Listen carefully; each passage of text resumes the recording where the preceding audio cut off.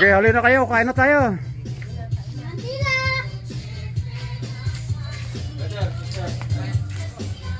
Pagkatapos ng trabaho, kahit hindi pa tapos, kakain na.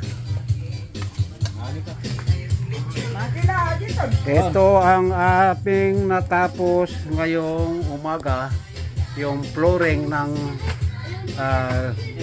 bahay ng kambing. So natapos na yung flooring. So sementado na po, hindi na yan mapuputikan. So yan po. Yan. Hindi na nakuha na ng working time kasi nakalimutan ko, super busy. So yan, so kain na.